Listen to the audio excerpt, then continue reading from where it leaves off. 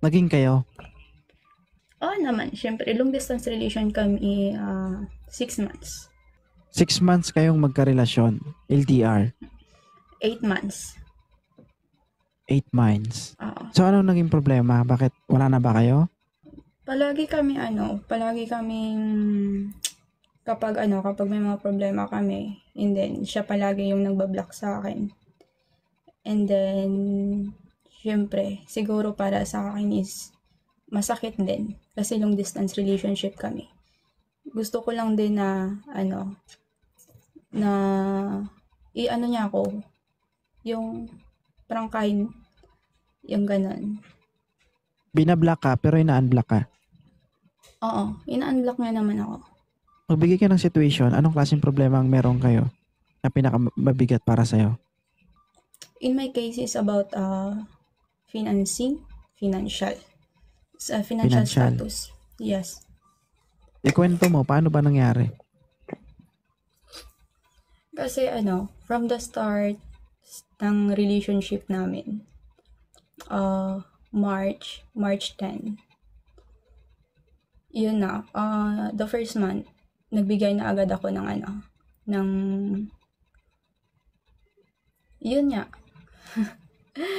ng amount. So, binigay ko ang lahat, pero hindi ko maintindihan sa situation namin. Yung madali lang siya magalit. In short, sa inyong relasyon, ikaw ang nagiging provider. Yes. Tama? So, ibig sabihin, yung relasyon mo, sinanay mo ng may pera. Tama? Oo. Ngayon, kapag hindi mo na naibibigay yung mga pangangailangan niya, nagagalit siya. Perfectly said. Then, kapag okay na siya at kakailangan kanya ulit, sa kanya i-unblock at kakausapin ka ulit. Oh my God. So ikaw, gusto mo bang manatili yung sistema nyo, yung relasyon nyo sa ganong klaseng situation?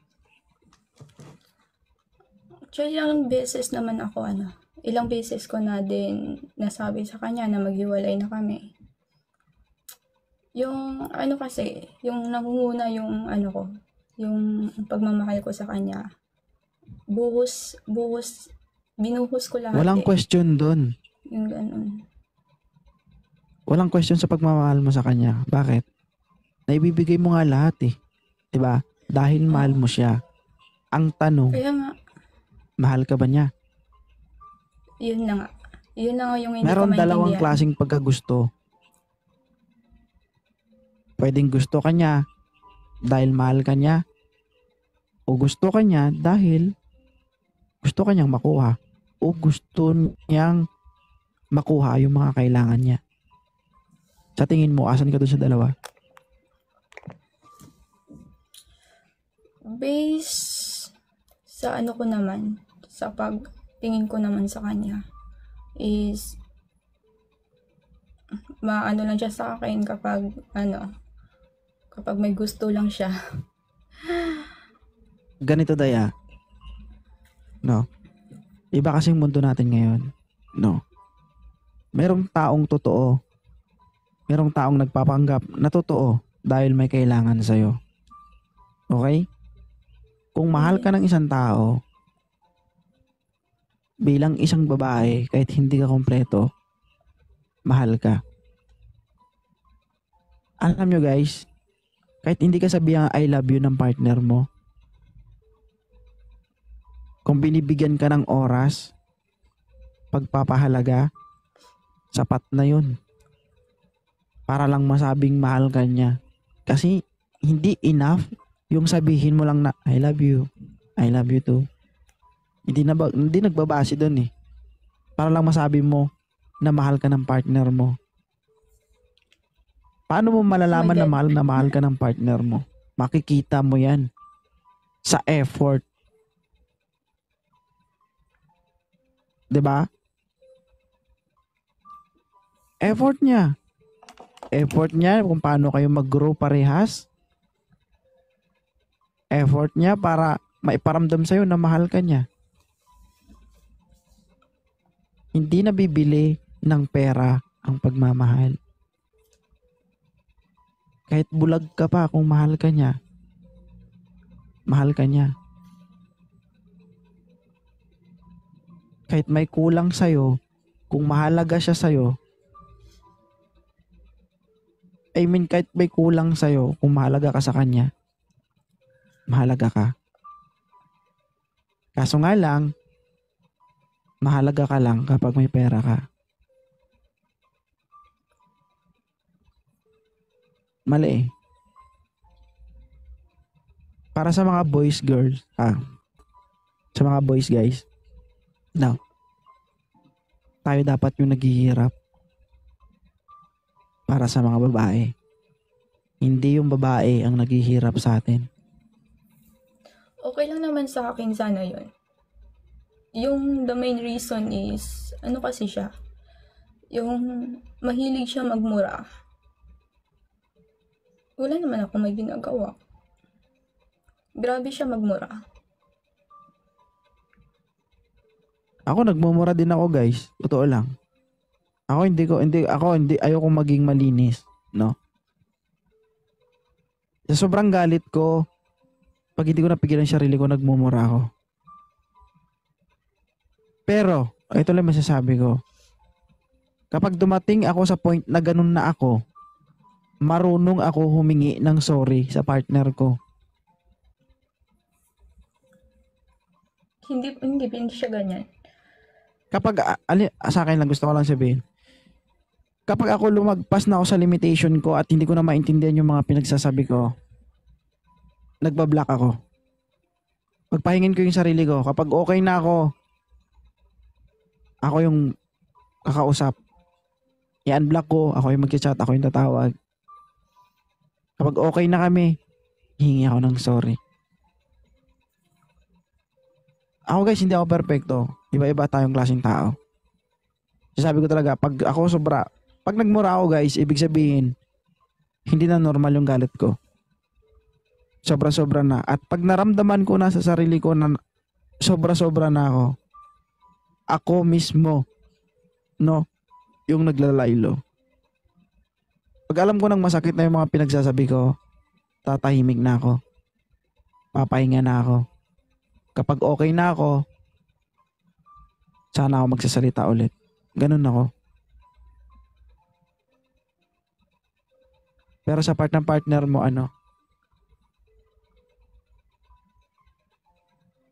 hindi man lang marunong mangingi ng sorry? Hindi siya ganun. Ako pa mismo nagsasabi sa kanya na hingi ka muna ng sorry, yung ganun. Yung ewan ko nga eh. Grabe kasi yung pagmamahal ko sa kanya. And then, actually, hindi siya gusto ng mga ng family ko. Besides of my family. Pero, pinaglaban ko siya. Yun nga lang. Ito Tinatanong lang ko gusto naman kong sabihin siya. sa'yo, TSS, no? Mas mabuting magparaya kaysa magmakaawa.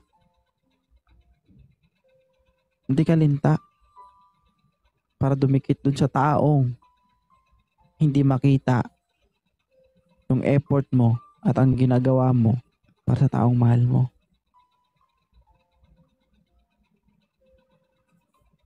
Diba? Pero kung mahal mo, ilaban mo. Mahal mo eh. Gawin mo yung best mo, gawin mo yung makakaya mo. Kung kaya mo pa. Kasi ganoon naman talaga ang role natin kapag nagmahal tayo eh. Wala tayong gawin kundi umintindi, magpatawad, magmahal. Kasi mahal mo nga eh. Hindi ka namin ma-judge dun kung bakit naging martyr ka. Normal yun. Pero habang maaga pa, sana magising ka. Diba? Kasi hindi habang buhay milyonarya ka. Hindi habang buhay may pera ka. Okay lang kung araw-araw may pera ka. Paano kung wala kang maibibigay? Hindi ka na niya mahal? Okay lang kung consistent na maibibigay mo lahat ng kagustuhan niya. Kasi minamahal ka niya kapag meron ka. Ang tanong, Kapag wala ka na, mahal ka pa ba niya? Tingin mo. Yun nga eh. Di ka naman pangit ah.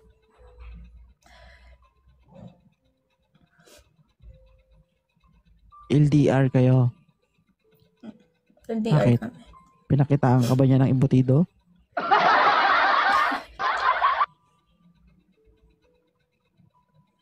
Yes or no? Siguro, hindi naman yung iwasan. Eh, Siyempre, magkatsugaan. normal. So, ganun pa man, bigyan mo ng halaga yung sarili mo. Maraming lalaki. Maraming babae. Okay? Maraming babaeng magtitiis sa kanya. At hindi ikaw yun. Maraming lalaking deserve mo. Maraming lalaking magkakandara pa sa'yo. Okay? Na actually, nagawa niya na yan, yung pagbablockmail sa akin. Sa 3 months pa lang kami, nihiwalayan ko na yan siya. Pero, nagbalik ako sa kanya kasi nga, ni-blackmail niya ako. That case. Tapos, nakita ko naman sa kanya, nagunti-unti nagbabago. Yung ganon. Pero, hindi na, yung palagi na lang yung away namin is the main reason nga. Yun nga. Ito nga sinasabi ko lagi guys sa mga lalaki. Sa ating mga kalalaki yan. Guys, yung libog sa katawan natin, hindi nawawala yan. Pero please naman. Please naman. Sumaya din naman tayo ah. Sumaya din naman kayo. 'Di ba? Pero wag naman sana umabot dun sa punto na pati babae papahiya nyo. Wag naman ganon. Binigay na nga yung gusto nyo, 'di ba? Pero to the point na dapat i-blackmail mo pa yung babae para lang sa mga ganyang bagay. Wag. Sa mga babae naman, no, piliin nyo yung lalaking mapagkakatiwalaan nyo. Walang problema yan. Yung mga ganyang klaseng gawain, walang problema yan. Tawag ng laman yan eh. Diba? Pero be sure ka na ang taong nakakasalamuha mo, nakakausap mo, mapagkakatiwalaan mo. Dahil kung hindi, patay ka. Lagi ko nga sinasabi, pwedeng ipakita pero wag lang mukha. Normal kasi yan guys sa ating mga Pilipino eh. Pero sana naman guys, irespeto natin yung isa't isa. 'Di ba? Kasi hindi po basta-basta yan. Na yan kapag nag-record ka, ikinalat mo sa iba. Masaya ka ba? Ngayon dating partner mo, ipinahiya mo. Na ang dating ka-close mo, ipinahiya mo. Na ang dating kinakausap mo, ipinahiya mo. Huwag ganun guys. Kung hindi ka na masaya, hayaan mo. Bitawan mo. Maraming babae, maraming lalaki. Hanap ka ulit. Yun na lang yung natitira sa kanya eh. 'Di ba? Kung niloko mo, tama na yun, niloko mo na nga eh. Pero kung umabot pa sa puntong ipahiya mo, wag naman.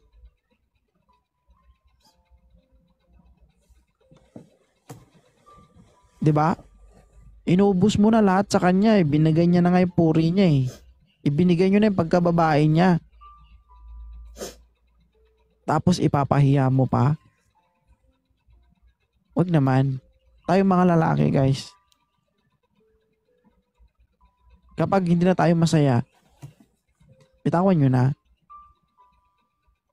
Hanap kayo iba. Marami dyan. Huwag nyo na paabutin sa punto na papahiya nyo pa. Once kayo, nahuli kayo, Akala nyo? At napatunayan na kayo, kalaboso kayo. Be sure lang kapag ginawa nyo yan, magaling kayo. Sabi ko nga guys, walang problema yan kapag ginawa mo yan. Basta pinagkasunduan nyo. Ngayon kung pinagkasunduan nyo, sumaya ka na, lumigaya ka na. Huwag ka na mag-record pa. No? Huwag kang tanga.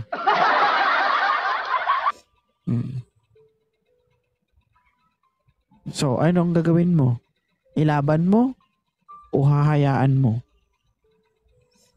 Just for now, siguro, hayaan ko muna siya. Hindi ko na kailangan ipagsiksikan yung sarili ko.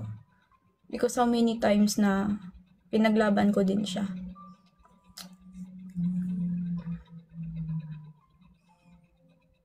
Dapat lang. Alam mo kasi, no, kung humihingi siya sa'yo, dahil may kailangan siya, may gusto siyang bilhin, kung alam mong nakakatulong ka, mali ka. Diba, binibigyan mo para, dahil isip mo kailangan niya to. Makakatulong sa kanya to. Mali. Hindi ka Actually, nakakatulong sa kanya. Ang pagbibigay, no, dapat iniisip natin na yung binibigay natin dun sa taong pinagbibigyan natin, isipin muna natin, kailangan niya ba talaga? Priority ba talaga o hindi? Isipin mo muna kung karapat dapat bang bigyan yung taong binibigyan mo bago ka magbigay. Dahil ang pera, hindi pinupulot yan, pinaghihirapan yan. Akala mo, nakakatulong ka, lingid sa kaalaman mo, tinuturuan mo siya maging tamad at dumepende sa'yo. Akala mo nakakatulong ka, hindi. Mas nakakasama ka sa pagkatao niya. Bakit? Hindi na siya natutong magsumikap sa sarili niya. Natuto siyang umasa sa iba. Lalong-lalo na sa partner niya. Tama? Yes. Ako? Di ako mayaman, guys. Pero meron ako. Kapag humingi yung mga kapatid ko, di ako basta-basta nagbibigay. Pagdating sa pera, dapat magaling ka. Totoo.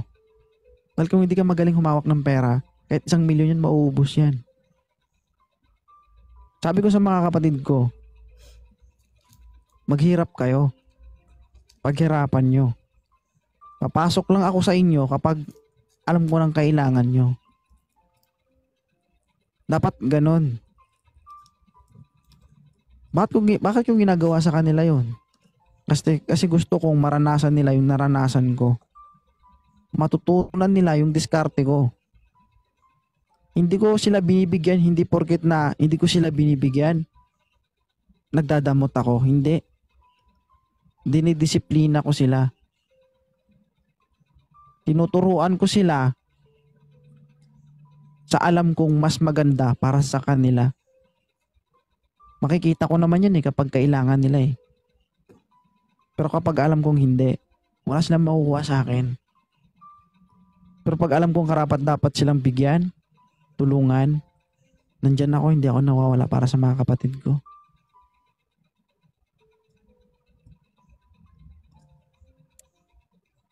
Bakit ako, nung nag-aaral ako, na kaya kong paaralin yung sarili ko, bakit sila hindi? Di ba? Ngayon, kung makapagtapos sila na nakadepende sa iba, iba yun. Ako kahit saan ako mapunta, mabubuhay ako. Sa diskarte. Guys, lahat ng trabaho na pagdaanan ko. Kaya pagdating sa pera, guys, hindi ako madamot na tao.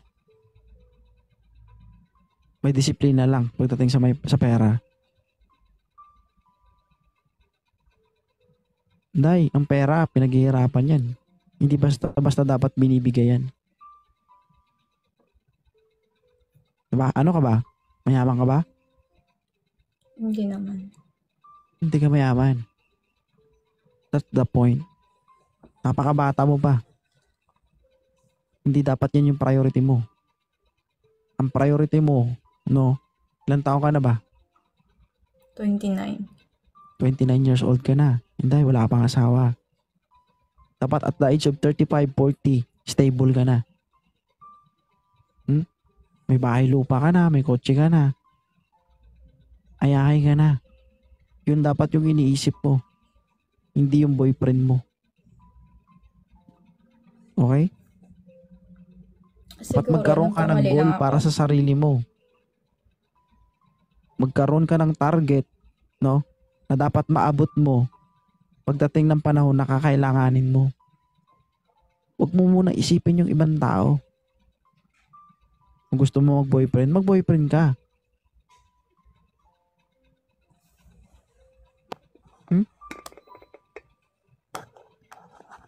Iba na yung panahon ngayon, no? Bakit yung tao hindi yung mayaman? Kasi yung mahirap, umaasta na mayaman. Pero yung mayaman, umaasta na mahirap. Kailangan bihis na bihis ka para masabing formal ka. May pera ka. Pero butas ang bulsa. Tignan mo yung mayayaman. Tignan mo yung may mga may pera. Simple lang. Nakasapatos lang, nakapantalon lang, naka-t-shirt lang, okay na. Pero busog ang bulsa. Diba?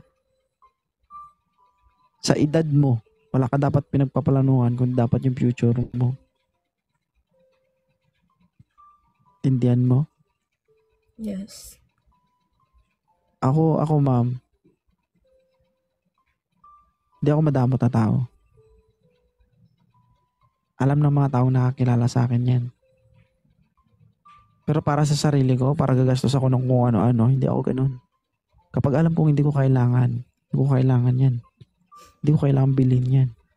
Nakita ko yung kasama ko, maganda damit, maganda gamit. Okay lang bumili niyan. Hindi ko naman nagagamit yan eh.